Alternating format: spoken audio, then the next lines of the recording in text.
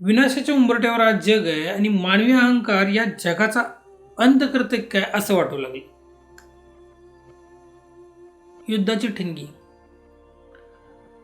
एका छोट्याशा घराच्या भांडणापासून सुरुवात करा. दोन भाऊ जमिनीच्या एका तुकड्यासाठी एकमेकाचं रक्त सांडायला तयार होतात. मंडळी, घराघरात ही चालणारी भांडणं आहेत ना, जेव्हा देशाच्या सीमेवरती पोहोचतात ना, तेव्हा त्याला आपण काय म्हणतो? युद्ध म्हणतो. अमेरिकेनं व्हेनेझुएलाच्या राजकारणात हस्तक्षेप केला, ग्रीनलँडवरती आपला हक्क सांगितला आणि शेवटी त्यानं इराणवरती युद्ध तोपलं. हे सर्व काय वाटतं तुम्हाला? फक्त सत्तेचं प्रदर्शन वाटतं का? अजिबात नाही. कारण का प्रत्येक शक्तिशाली व्यक्तीला काय वाटतं की दुसऱ्याकडे जे काय आहे ते आपल्याला पाहिजे. का तर त्याला ते हवं आहे. एकतर प्रेमानं मागून बघायचं, दिलं तर ठीक, नाहीतर हिसकावून घ्यायचं. ही प्रवृत्ती आहे माणसाची, पहिल्यापासूनच असं आहे. म्हणजे समोर जर एखादा गरीब असेल, आपण करोडो रुपये कमवत असेल, तरी त्या गरीबाला लुटताना एक क्षण लोकांना लागत नाही, ते लुटतात त्याला. नाहीतर एवढे मोठे अधिकारी त्या गरीबाकडून लाच घेणारच नाहीत. पैशाची मागणी का करतील? नाही ना, पण ते करतात. कारण प्रत्येकाला वाटतं की दुसऱ्याच्या तोंडातील घास आपण हिसकावून घेऊ शकतो. कारण शक्ती हे करायला भाग पडते आणि करते. आता त्या शक्तीचा उपयोग योग्य करायचं का अयोग्य करायचं हे त्याच्याच हातात आहे. पण हे दाखवलं जातं की आपल्यापेक्षा कोणीतरी सुपेरियर झालं नाही पाहिजे. एकतर आपल्यापेक्षा महान कुणी बनायला नाही पाहिजे, आणि जर बनत असेल तर त्याला खाली कसं खेचायचं यासाठी शक्यतो माणूस हा प्रयत्न करतोच. मग तो कोणत्याही देशात असू दे. इथून तिथून सगळी माणसं सारखीच असतात. वाटतं आपल्याला ते वेगवेगळे आहेत. त्यात अमेरिका काही वेगळं करते असं नाही. सत्तेचा मोह प्रत्येकाला आहे. दबवायचा प्रयत्न प्रत्येकजण करतं, ताकद दाखवायचा प्रयत्न करतं. कारण जग घाबरलं पण पाहिजे आपल्याला. हाच प्रयत्न, या युद्धाचा हाच एक प्रयत्न आहे. पण या सगळ्याचा शेवट काय? अणुबॉम्ब ही संपूर्ण मानवजातीचा अंत. शक्ती प्रदर्शन आणि परमाणुबॉम्बची स्पर्धा निर्माण होणार होता. ज्या देशाकडे आज परमाणुबॉम्ब नाहीत ना, ते देश अमेरिका किंवा रशियासारख्या महासत्तांना खूप घाबरले. ज्यांच्याकडे ताकद नाही ना, ते आता ती मिळवण्यासाठी जीवाचं रान करतील. कारण भीती आहे. प्रत्येकाला वाटतं की जर माझ्याकडं परमाणुबॉम्ब नसेल तर उद्या कोणताही बलाढ्य देश माझ्यावर आक्रमण. ही असुरक्षिततेची भावना ना जगात निर्माण झाली. त्यामुळे प्रत्येक लहान लहान देश सुद्धा आता परमाणुबॉम्ब बनवण्याचा विचार करत आहे आणि शर्यतीत उतरलाय. आज जपान म्हणतंय, सौदीचे क्राऊन प्रिन्स सुद्धा म्हणाले की आम्हाला सुद्धा बनवावं लागेल परमाणुबॉम्ब. का? प्रत्येकजण तो विचार का करते? कारण ते घाबरलेले. त्यांना माहीत आहे की आपल्याकडे जर हत्यारच नसतील तर आपण कसं लढू? कोणीही शेजारचा येऊन तुम्हाला कधीही मारून जाईल. जर सुरक्षितता हवी असेल तर तुमच्याकडे बॉम्ब पाहिजे, नाहीतर दुसरा देश येऊन तुमच्यावर हमला करेल. जेव्हा प्रत्येकाच्याच हातात बॉम्ब असेल तेव्हा कोणाला कोणाची चिंताच उरणार नाही. कारण रशियाचे पुतीन एकदा म्हणालेच होते की ज्या जगात आमचं अस्तित्व नसेल ते जग तरी आम्हाला कशाला हवं. हा विचार बघा, हा विचार सुद्धा विचार करण्याजोगा आहे की जर आम्ही संपू तर आम्ही दुसऱ्यालाही संपूच. कारण ज्या जगात आम्हीच नाही ते जग तरी कशाला पाहिजे आम्हाला. हा विचार अमेरिका सुद्धा करत असेल, फक्त त्यांनी प्रत्यक्षात बोलून नाही दाखवलं. पण हा विचार प्रत्येक माणसाच्या मनात असतो, तोच त्यांच्या तोंडून आला. कारण माणसाचा स्वभाव हा मुळातच भांडखोर असतो. त्याची प्रवृत्तीच भांडखोर आहे. विचार करा याच्यावरती, हे असं का म्हणतोय? आपल्या अवतीभोवती बघा जरा, तुम्हाला समजेल. एखादी उदाहरणाची साखळी तुम्हाला सांगतो. आंतरराष्ट्रीय स्तर बघा. दोन देश जमिनीसाठी, तेलासाठी कोट्यावधी लोकांचा बळी घेतात. राष्ट्रीय स्तर बघा.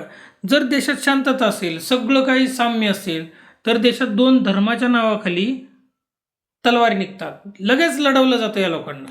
जातीय स्तर बघा. जर धर्मामध्ये शांतता असेल ना, तर जातीमध्ये भांडणे लावली जातात आणि श्रेष्ठत्वाच्या लढाईमध्ये हे उतरतात. हे लोक उतरतात आणि भांडणं करतात. आता प्रादेशिक स्तर बघा, तिथेही काही नसेल तर भाषेच्या नावावर किंवा प्रांताच्या नावावर माणसं एकमेकांची गळे कापतात.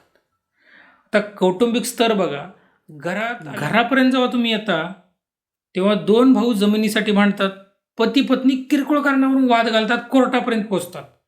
मुलं आपल्या आई वडिलांशी संघर्ष करतात, काय काय तर घराच्या बाहेरही काढून देतात.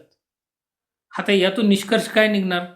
भांडण ही माणसाच्या रक्तात आहे, अशी फक्त शंका नाही, हे वस्तुस्थिती आहे.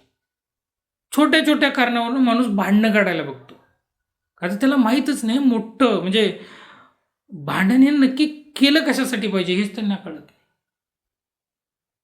एखाद्याला न्याय मिळवून देण्यासाठी भांडण असेल तर ते समजू शकतो. ह्यांची भांडणं सुद्धा ह्यांच्यासारखीच किरकोळ असतात.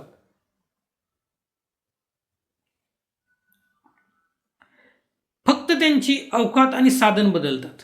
हे भांडणं करणारचे दोन देश असतील तर बॉम्ब, आणि दोन भाऊ असतील तर काठीने खेळतील. कारण हेच वास्तव आहे. राजकारण आणि सत्तेचा स्वार्थ. हे बघा, राजकारण्यांना सामान्य माणसाच्या मृत्यूशी काही देणं घेणं नसतं. त्यांच्यासाठी युद्ध म्हणजे बुद्धिबळाचा खेळ. कारण का ते स्वतः एका सुरक्षित बंकरमध्ये बसून जगाच्या विनाशाची ऑर्डर देत असतात. त्यांना काय घेणं देणं कोण ग्राउंडवरती मरते, गरीब लोक मरतात. बरं, जनतेची फसवणूक कशी होते? राष्ट्रवादाच्या नावाखाली गरिबांच्या मुलांना सीमेवर पाठवलं जातं मरायला. इतिहास सांगतो की कोणत्याही जातीचा असो, तो पहिल्यांदा आपल्या जातीला, नंतर स्वतःच्या स्वार्थाला महत्त्व देतो. राजकारणात जनता ही केवळ एक संख्या असते, संख्येलाच किंमत असते, हे लक्षात घ्या. याच्यावर उपाय काय आहे? शुद्ध चेतना आणि भक्ती. उपाय मग यातून मार्ग काय? काय जगाचा अंत असाच होणार का? काय यावर कोणी चिंतन करणार? जोपर्यंत माणसाची प्रवृत्ती बदलत नाही ना, तोपर्यंत युद्ध थांबणार नाही. बाह्य जगातील शांतता ही अंतरातील शांततेवरून अवलंबून असते. जेव्हा माणूस स्वतः शांत होईल ना, तेव्हा तो बाहेरील जगसुद्धा शांत करण्याचा प्रयत्न करेल. यासाठी शुद्धीकरणाची गरज आहे. माणसानं हे समजून घेतलं पाहिजे की समोरच्या व्यक्तीमध्ये सुद्धा त्याच ईश्वराचा अंश आहे. जेव्हा आपण समोरच्याला शत्रू न मानता ईश्वराचं रूप मानू, तेव्हाच ही हिंसा थांबेल. आपल्या आतमध्ये असलेली हिंसक प्रवृत्तीला भक्ती आणि शुद्ध विचाराने जिंकता येईल. आणि हे कधी होईल? जेव्हा आपण समोरच्याचं जगणं मान्य करू, समोरच्याच्या स्वातंत्र्याचा आपण आदर करू. हे कधी होईल? जेव्हा आपण समोरच्याचं जगणं मान्य करू, जेव्हा आपण समोरच्याची मान्यता सुद्धा मान्य करू.